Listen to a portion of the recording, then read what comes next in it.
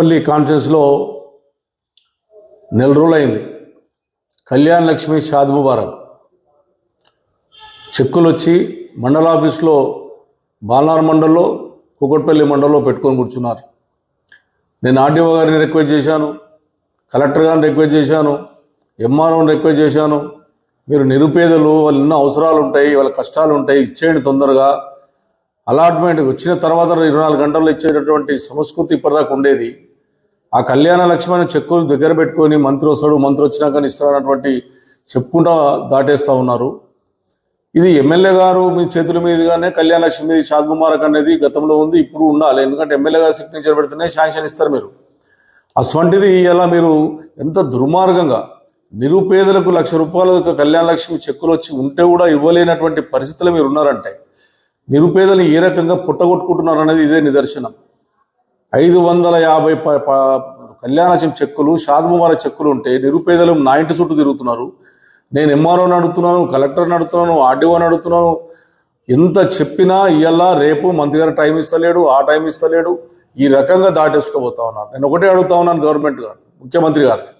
ఒక ఎమ్మెల్యేను 72,000 మెజార్టీతో గెలిపించి కుకట్పల్లి ప్రజలను నేను కళ్యాణ లక్ష్మి చెక్కులు ఇచ్చేటప్పుడు, షాద్ ముబారక్ చెక్కులు ఇచ్చేటప్పుడు వాళ్ళకి భోజనం పెట్టి 24 గంటల్లో చెక్కులు ఇచ్చే సందర్భాలు ఉన్నాయి.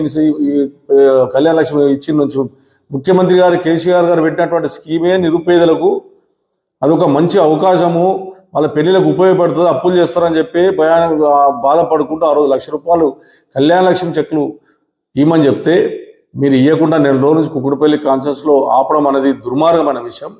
రెండోది, మీరు ఇంకా తులం బంగారం ఇస్తామన్నారు.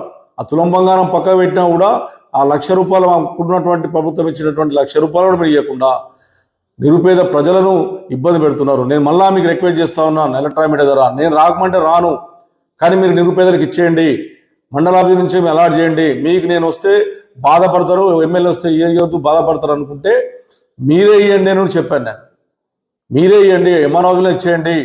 ఈ దుర్మార్గమైన రాజకీయాలకు బలి కావద్దు ప్రజలు. దుర్మార్గంగా ఆలోచన చేస్తున్నారు మీరు, ఇది మంచి పద్ధతి కాదు. రేపు 11 గంటల లోపల గిట్ట మీరు కళ్యాణ చెక్కులు ఇవ్వకపోతే ఖచ్చితంగా అందరిని తీసుకొచ్చి ఈ మండల ఆఫీస్ ముందే ధర్నా చేస్తానని చెప్పి సందర్భంగా హెచ్చరిస్తా ఉన్నాను. కలెక్టర్ కూడా విజ్ఞప్తి చేస్తా ఉన్నాను. మీరు దీన్ని స్పందించకపోయి రేపు 11 గంటల లోపల ఇవ్వకపోతే డెడ్ లైన్ పెడతా ఉన్నాను.